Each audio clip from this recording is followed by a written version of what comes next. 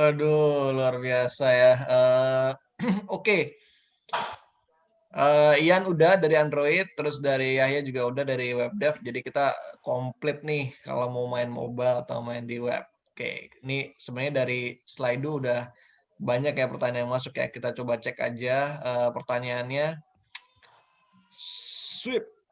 Oke, sekarang kita udah di list pertanyaan nih. Kita mulai dari yang paling atas dulu deh. eh Oke, saya sebagai admin view ya, sebentar. Oke. Dari Anonymous. Waduh, ini misteri banget nih. Oke, skill minimal untuk jadi web atau Android kayak apa ya? Dari mana kita tahu skill kita udah cukup sebagai seorang freelancer? Oke, mantap. Dari siapa dulu nih? Ian dulu deh. Gimana, Bro? Skill minimal ya untuk jadi web Android freelance. Kalau menurut saya skill minimal yang saya tangkap untuk menjadi freelancer Android untuk buat aplikasi ya seenggaknya kita bisa bikin aplikasi sampai konsum API deh. Rata-rata kan untuk aplikasi-aplikasi sekarang itu bisa sampai konsum API, gimana cara menghubungkan aplikasi kita ke database itu skill minimalnya harus bisa itu sih. Seperti itu, Mas. Kalau untuk skill minimalnya ya tadi. Sip, mantap. Bisa konsum API ya, at least ya. Iya. Oke, login, register, show apa? List gitu ya, gambar, isi form. Udah jadi banyak ya. Ada mungkin kebayang nggak sih aplikasi sederhana gitu yang minimal bikin inilah gitu biar tahu konteks itu Om. Kalau minimal simpelnya sih kemarin itu ada saya simple banget. Itu dia bikin buat form biodata gitu. Jadi dia nggak pengen pakai Google Form. Nah, dia pengen bikin aplikasi sendiri. Nah, itu kan kayak buka aplikasi terus muncul form, ketika disubmit kesimpan di database. Gitu sih simpelnya ya aplikasinya. Itu jadi project loh, Mas. Wow, Gitu. easy money dong. Ya easy money bener. Siap. Berarti lumayan itu. Itu oke berarti kayak semacam form survei gitu kali ya. Iya. Oke, tuh guys. Jadi minimal punya at least bisa bikin aplikasi kayak gitu ya. Jadi terima apa ngisi data, input, terus kirim, submit ke server. Oke. Cool, thank you Yan. Lanjut ke Bapak Yahya mungkin. Kalau buat web dev gimana nih Pak? Kalau web, sebenarnya gampang sih ya. Kalau web application itu minimal banget tuh CRUD. CRUD itu apa Pak? Oh iya, CRUD itu CRUD, create, retrieve, update, delete. Jadi gampangnya bikin web admin, terus bisa manage user, udah itu. Itu cukup ini sih, cover ya 80% lah gitu. Oke, web admin ya tadi ya. Udah gitu kalau nggak salah sekarang web admin udah banyak template-nya gitu nggak sih? Bisa tinggal deploy and customize gitu. Apa nggak semudah itu? Nah, minimal bisa bikin yang seperti itu gitu. Kalau bisa sih jangan pakai template tapi bikin sendiri sampai seperti itu gitu. Oke, siap. Jelas dah ya. Jadi kalau dari Android tadi konsum data, kirim data gitu kan. Kalau dari web at least bisa CRUD ya, which means kalau misalnya teman-teman, berarti kalau nggak salah tadi ada yang nanya juga apa perlu full stack atau enggak. Jadi perlu full stack itu nggak sih bro? Minimal? Ya bagusnya sih full stack ya. Cuma Hmm. kalau misalkan mau fokus di front end atau back end aja sih bisa juga sih. Cuma jadi limited lebih sedikit mungkin apa peluang proyeknya. Oke, siap. Gue juga mau share pengalaman pribadi sih, asik. Jadi gue juga sebelumnya pernah jadi programmer ya dan waktu itu emang startingnya dari pakai Laravel dulu frameworknya. Teman ini kayak di ini ya postingan terakhirnya Skydo Academy tuh yang tentang junior web dev tuh langsung loncat ke framework. Jadi gue ngerasain banget belum dapat gue belajar basic tentang HTML CSS gitu-gitu. Cuman PHP-nya tuh gue lengkap. Jadi langsung terjun framework dan it's a bit tricky juga ya. Banyak yang bingung-bingung akhirnya yang dasar. Tapi kok jadi kesana ya. Cuman intinya Laravel bisa jadi pintu utama untuk mempermudah ya kalau di web dev itu framework. Sip, semoga Anonymous nih, sayangnya Anonymous ya. Mungkin yang merasa bertanya ini bisa chat di kolom komen kalau misalnya udah oke. Sementara gue checklist dulu. Next, gimana Mas Ian bisa dapat project freelance pertama? Monggo bro. Oke, waktu itu dapat project freelance pertama pas kelas 11 atau kelas 2 SMK.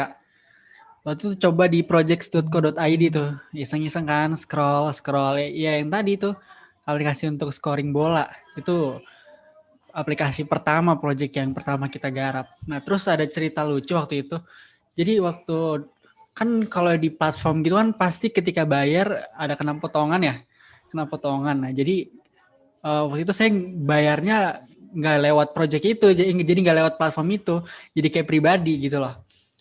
Jadi waktu project pertamanya ya dari projects.co.id sih, dari platform, nggak langsung datang dari orang private message, nggak gitu, kayak gitu Mas. Luar biasa. Mantap ya. Gila, gue ngapain ya kelas 2 SMK ya? Menarik juga nih. Jadi perenungan sendiri nih. Wow. Oke, gue kelas 2 SMK itu kalau nggak salah masih ikut-ikutan rohis gitu sih kayak. Siap. Oh, ini harusnya menjadi penyemangat nih ya buat yang lagi. Ini ada nggak sih yang masih sekolah SMA atau SMK gitu bisa bisa di kolom chat lah ya. Absen gitu ya. Gue mau nih kalau misalnya teman-teman kebetulan lagi masih SMK, nah ini ada contoh nyata yang masih hidup ya, living legend yang ngambil freelance-nya pas SMK. Oke, lanjut ke pertanyaan berikutnya ya. Wah, freelance susah nyari pelanggan. Waduh, kayak apaan aja nih. Sekalinya dapat nawar, bayarnya jauh di bawah standar. Ambil atau lepas aja. Siapa nih? Kayak Heru deh. Gimana Om? Iya, untuk awal-awal freelance yang memang pasti susah dapat klien gitu. Dan mungkin nih tadi sekalinya dapat mungkin bayarannya nggak standar. Kalau saya sih ya tergantung sih ya kerjaannya gimana. Maksudnya lihat dari jadi sebenarnya kalau misalkan kita ngerjain sesuatu tuh selain uangnya yang kita dapat jelas kita juga bisa pakai itu sebagai portofolio kita gitu sebenarnya sih. Apalagi kalau misalkan proyeknya mungkin agak sulit atau agak kompleks gitu kan dan cukup bernilai lah kalau misalkan kita taruh itu sebagai portofolio gitu. Jadi ya tergantung kerjaannya sih emang.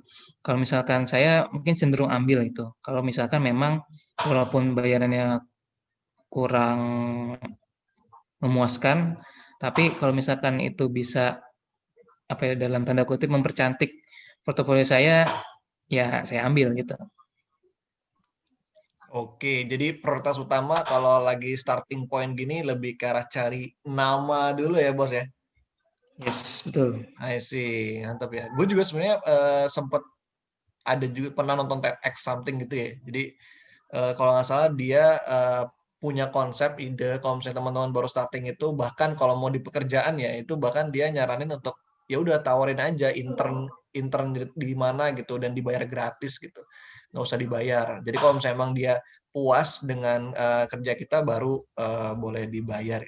Nah, itu kurang lebih mungkin mirip kali ya konsepnya. Dan gue setuju sih, maksudnya mungkin dalam starting point ini lo butuh trust dulu gitu dari orang-orang di sekitar, environment sekitar. Kalau misalnya lo emang nggak omdo gitu portofolionya, you exactly can create something. Oke, mungkin dari Om Ian ada yang mau ditambahin? Kalau waktu dulu ya, misalnya dapat nawar bayarnya jauh di bawah standar ya, sama sih paling ngeliat requirement projectnya dulu nih, masuk akal gak? Kalau udah parah banget, yang nggak diambil. Tapi kalau dulu lagi sekolah nggak ada duit kan, butuh banget uang ya garap aja gitu. Tapi kalau sekarang ya tetap harus lihat requirement-nya dulu. Kalau sekarang mah udah high profile Mas, Waduh. tolak-tolakin aja. Oke, kurang lebih menjawab lah ya. Sip. Lanjut, mau nanya untuk Mas Yahya, apakah jika ingin web freelance PHP sebagai bahasa utama, bagaimana Python, Flash, Django? Monggo. Hmm. Kalau ditanya harus atau enggak harus. Tuh, karena kalau tadi menurut saya sih eh,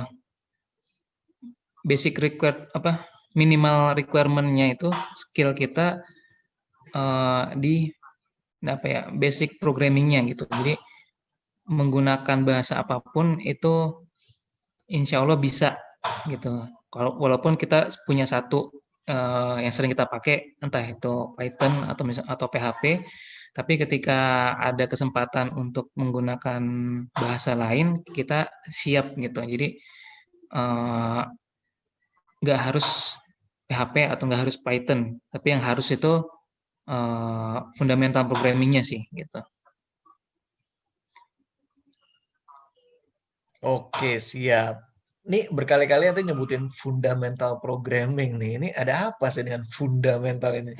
Ini sebuah hal yang, ini apa dan kenapa itu? Apakah akan banyak sekali problem yang muncul jika fundamentalnya nggak beres atau gimana? Iya, biasanya sih karena tadi kalau misalkan kita hanya melimit skill kita di satu bahasa tertentu, maksudnya atau bahkan satu framework tertentu aja, nanti kalau misalkan ada kesempatan untuk ngerjain framework lain atau bahkan menggunakan bahasa pemrograman lain, kita jadi nggak pede gitu. Dan kalau ketika menemui kesulitan, ya kita bingung mesti gimana gitu. Jadi kalau misalnya dibalik, kita kuasai dulu fundamental programming-nya. Nah, bahasa itu ya hanya tools aja jadinya gitu. Akan lebih cepat belajar bahasa kalau misalkan fundamental programming-nya dikuasai dulu dibanding kebalik, kita belajar kuasai bahasanya dulu terus baru belajar fundamentalnya gitu. I see. Waduh, ini info penting juga guys ya.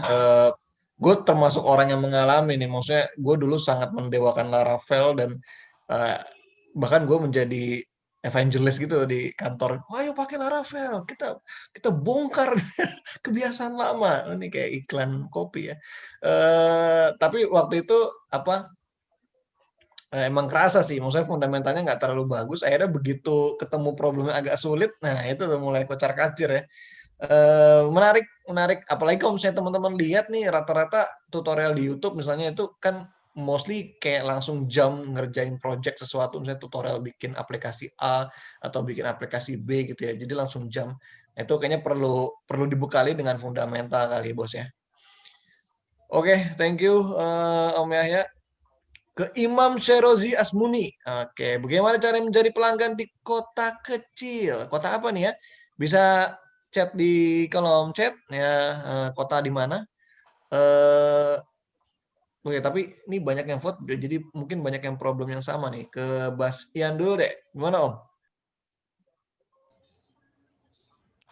Cara mencari pelanggan di kota kecil. Kalau saya, ya sebenarnya harus tahu kota kecilnya dulu apa. Tapi saya jarang banget dapat pelanggan itu yang satu kota dengan saya. Kayak kemarin ada yang di Jogja, ada yang di Malang. Jadi patokannya nggak bahwa kita nih di kota mana sih tinggalnya, nggak gitu sih sebenarnya kalau saya pribadi ya. Karena kan online ya, link. Maka dari itu yang networking tadi saya bilang, nah networkingnya aja diperlebar. Nah otomatis nanti pelanggannya itu nggak dari kota kecilnya aja, pasti dari kota-kota lainnya juga bakal masuk kayak gitu sih paling. Oke, siap bro. Karena ya tadi actually based on online ya. Jadi Betul. as long as you're connected to the internet, harusnya tetap bisa dapat akses. Betul. Dari Om Yahya ada tambahan mungkin? Sama aja sih. Sekarang kan zaman udah canggih ya. Ada yang namanya internet.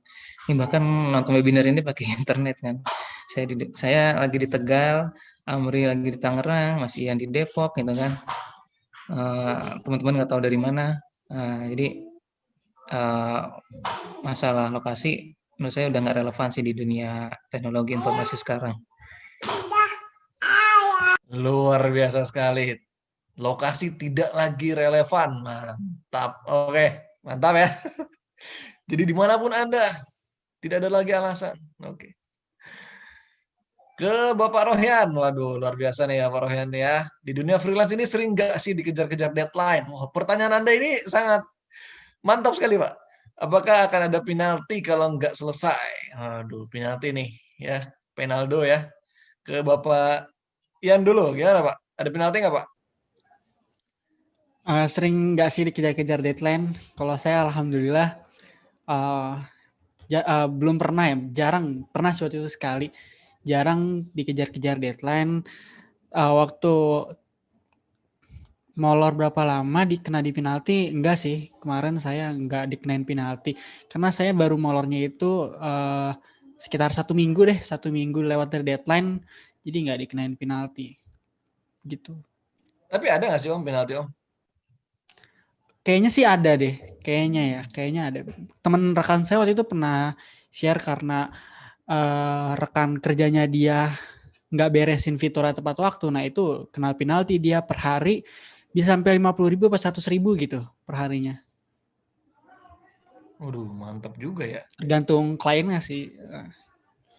Cuman yang gue lihat ya Yan ya, maksudnya gue sempat ngecek-ngecek Upwork juga dan sempat nyari-nyari talent juga di situ. Itu kan dia ada pakai sistem rating gitu ya. Iya, iya. Dan apa? Kayaknya tuh kalau di bawah 5 jadi kayak gimana gitu perasaannya. Apalagi kalau misalnya di kolom apa reviewnya itu ada kliennya yang kayak nyampein kalau orang ini nggak bisa dikontak selama sekian hari. Itu tuh kayak udah langsung impact banget. Apa kalau kayak gitu tuh gimana sih chance buat dia dapat lagi tuh masih tinggi atau enggak? Bener, apalagi kalau yang namanya reputasi udah buruk itu pasti kalau klien yang lain lihat reviewnya pasti mikir-mikir sih gitu.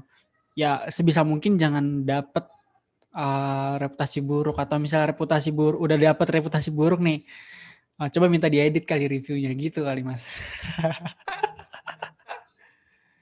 Cuman enggak maksud gue tuh kayak jadi kayak satu titik rusak susu sebelanga gitu loh. Padahal gue lihat dia udah ngerjain banyak project.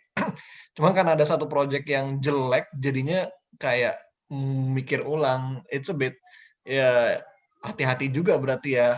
Baik Betul. dari segi kita treat our client sama nyari kliennya juga kali mesti ngecek dulu nih orang track recordnya gimana nih ngasih ngasih deadline atau ngasih scope atau cara dia mungkin karena bisa jadi ada kesalahan di kliennya juga nggak sih misalnya dia lambat atau gimana gue nggak terlalu paham sih. Bisa.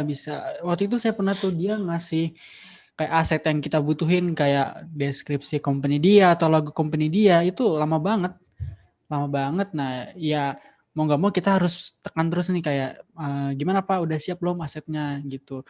Nanti kalau molor jangan salahin kita ya Pak, karena ada klien yang begitu Mas, jadi nggak selamanya klien satu pikiran sama kita gitu. Oke, menarik ya, jadi emang harus harus tegas juga ya dari sisi kitanya ya Bener. nggak boleh terlalu yes man juga ya maksudnya Mm. kadang-kadang kan mungkin aduh nih klien gue kita harus baik gitu kan. Oh udah telat seminggu nggak apa-apa Pak, kalau bisa telat sebulan gitu. Nggak boleh gitu ya.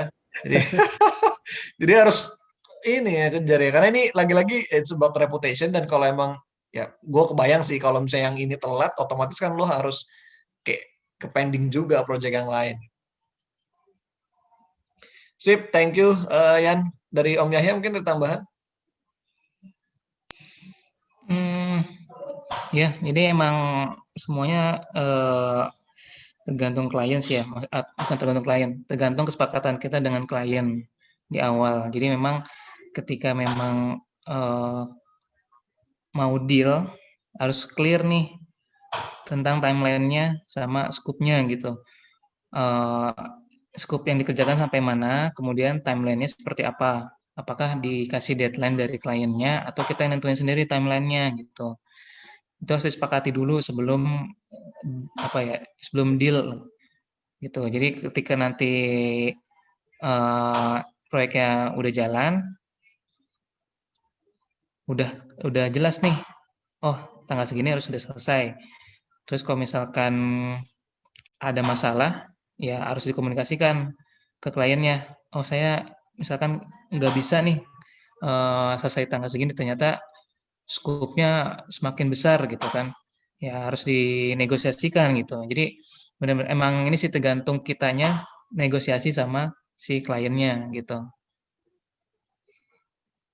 Oke, siap. Berarti perlu agak ada negosiasi juga, Om ya. Hmm. Oke, thank you. Mungkin gue juga ngasih tips tambahan kali ya terkait dengan manajemen waktu. Tadi mungkin udah disampaikan juga dari Ian sama Yahya. Mungkin gue dari pengalaman pribadi sih teman-teman bisa juga nge-adopt ya skema agile development atau Scrum gitu untuk manage your own workflow gitu. Bisa pakai Kanban juga bisa. Cuma nanti untuk detailnya mungkin teman-teman bisa search sendiri atau kalau ternyata emang itu minat bisa langsung aja request kali ya, kita bisa bikin webinar itu juga di Telegram gitu atau nanti di form feedback teman-teman sampaikan apa yang mau dipelajari lagi berikutnya. Oke, mungkin satu pertanyaan lagi kali ya. Kita udah memasuki Indonesia waktu maghrib bentar lagi. Bolehkah lihat portofolio yang bagus dan cantik? Waduh, ini portofolio atau apa nih? Seperti apa? Oke, mungkin Om Ian mungkin ya, mungkin bisa ngasih lihat portofolionya. Duh, nanti pada Portofolio. ini lagi. Kalau portofolio saya biasanya saya ngasih ke klien itu via LinkedIn saya sih. Mungkin bisa dicek LinkedIn saya tadi di slide saya. Jadi di LinkedIn itu benar-benar saya ramein tuh kontennya dari mulai pengalaman saya atau project yang pernah dikerjakan, deskripsi kayak gitu. Boleh dicek aja, Mas. Ada gak? Ian Spas. Nah, itu. Tapi di sini saya nggak mendeklar bahwa portofolio saya cantik atau bagus ya. Tapi memang saya rasakan banyak nih worth it pakai portofolio saya gini gitu loh. Apa sih bro poin-poin yang kayak kalau main di LinkedIn ya, yang kayak perlu diperhatikan? Maksudnya nih cover nih, berarti kan harus keren ya nggak sih? Terus profil pakai jas gitu misalnya. Ya, yang penting kalau untuk konteksnya foto ya, kalau foto pasti kan nggak foto selfie atau foto lagi di mana ya? Kalau saya lebih ke foto formal yang rapih gitu. Bahwa kan pasti kan otomatis kayak klien atau headhunter itu kan bisa menilai kita bahwa ini tuh serius orangnya, portofolionya tuh bahwa nggak main-main kayak gitu. Ya. Kayak itu sih poinnya. Terus gue lihat juga ada ini nih featured ini nih apa nih kayak blog post gitu ya atau gimana? Itu kayak fitur ya yang kita mau di pin aja sih, pengalaman yang mau kita pin. Nah, itu juga bisa mempercantik Oh, I portofolio see. kita. Nggak I harus see. lomba aja sih, kayak kita ikut ke event seminar itu boleh sebenarnya di fitur gitu. Terus nih ada about-nya juga. Tadi yang project tuh di mana ya? Di project tuh Oh ini ya. atas, ya Oke siap. project ada di atas. Oke, Anot. Oke. Sip, mantap ya nih kalau main di LinkedIn ya. Dan berarti mostly lo nge-forward LinkedIn ini ya. Betul, Hmm, forward langsung dari LinkedIn aja. Belum diupdate lagi sih tapi ini masih, project yang iya sih. 2020-nya. Belum Mantap tutup nih ya. buku Gila kita. nih kayak belum tutup buku aja udah banyak pelanggan ya. Oke, Om Yahya mungkin ada tambahan? Sama sih, karena emang orangnya bukan desainer ya, jadi kurang bisa mendesain website portofolio sendiri gitu. Tapi kalau untuk programmer biasanya either di LinkedIn atau di GitHub gitu. Bisa sebagai portofolio juga di GitHub. Gitu. Oke, main di GitHub ya. Hmm. Sip. Ya, teman-teman semua, ya kurang lebih itu ya. Kalau dari CV gue lihat tadi programmer mainnya bisa di LinkedIn. Ini juga harusnya sih lebih mudah ya effortnya ya, nggak terlalu banyak effort gitu. Oke, terima kasih banyak teman-teman dari pembicara kita, Ian dan Yahya. Thank you banget buat waktunya sore hari ini. Pasti banyak banget insight yang bisa kita ambil ya. Thank you bro. Siap, thank you juga ya, Mas. Ya, Dan Kaido juga mantep banget nih webinarnya. waduh.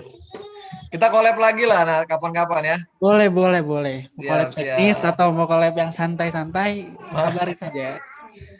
Keren-keren. Sukses selalu. Om Yahya, thank you Om Yahya. Ya. Yes. Ya, jangan Thank makan you. ini dulu. Gal tuh apa sih? Warung Tahu aci, Gal. tahu aci. Tahu aja. Oh iya, tahu aci enak bro. Jangan lupa bro, bawa-bawa ya. Oke, teman-teman, mungkin terakhir dari Sky2 Academy ada pesan-pesan sponsor dulu ya. Jadi jangan kemana-mana dulu. Ada yang menarik nih. Gue share screen bentar. Ya, jadi insya Allah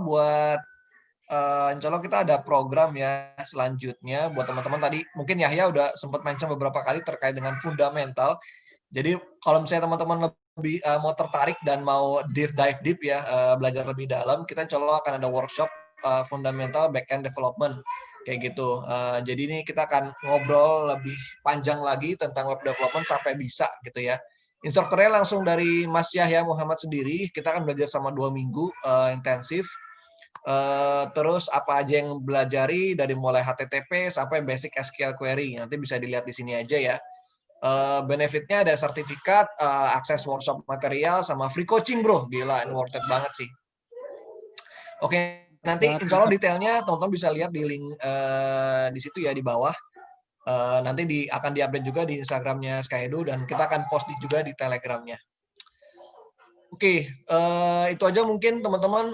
Terakhir saya minta kesediaan ya. Gimana nih Witback ini? Webinar ini menurut kamu ya? Langsung aja di bit.ly/feedback Skydo Talk 12. Nanti linknya akan gue taruh juga di Telegram. Minta tolong bantuannya untuk diisi. Dan nanti kalau misalnya udah berhasil ngisi, kita akan ngasih voucher senilai 50.000 untuk pendaftaran workshop kita yang fundamental backend development. Oke, sekian aja dari saya. Terima kasih banyak. Semoga bermanfaat ya sesi hari ini. Jangan takut, jangan nyerah, mulai aja langsung buat karir freelance-nya ya. Karena kalau nggak dimulai, ya kapan mulai gitu. Saya selaku MC mohon pamit undur diri. Terima kasih. Mohon maaf jika ada salah-salah kata. Wabillahi taufiq. Assalamualaikum warahmatullahi wabarakatuh.